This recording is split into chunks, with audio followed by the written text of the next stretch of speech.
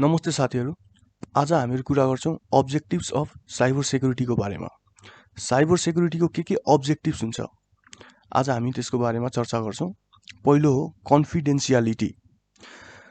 कन्फिडेन्शियालिटीले यो सुनिश्चित गर्छ कि डेटा केवल वास्तविक अधिकृत प्रयोगकर्ता, जेन्युन अथोराइज्ड युजर्सहरूद्वारा मात्रै एक्सेसिबल वा पहुँचयोग्य होस्। यसले प्रयोगकर्ताको गोपनीयता को शोषण गर्न नसक्ने पक्षहरूलाई खुलासा गर्न रोक्न मद्दत गर्छ। दोस्रो हो इन्टिग्रिटी।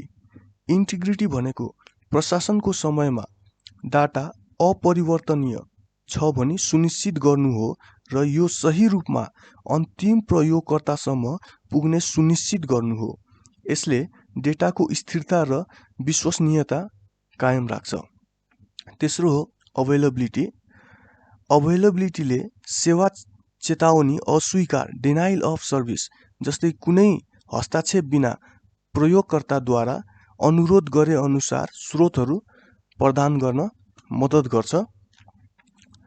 त्यसैगरी अर्को हो नन रेपुडिएसन। नन रेपुडिएसन भनेको आश्वासन हो कि कसैले कुनै कुराको भ्यालिडिटी वैधतालाई अस्वीकार वा डिनाइ गर्न सक्दैन। नन रेपुडिएसन एक कानुनी अवधारणा कन्सेप्ट हो जुन व्यापक रूपमा सूचना सुरक्षामा प्रयोग गरिन्छ र सेवाहरूलाई बुझाउँछ, जसले डेटाको उत्पत्ति, ओरिजिन अफ डेटा र डेटाको अखण्डता, इन्टिग्रिटीको प्रमाण प्रदान गर्छ।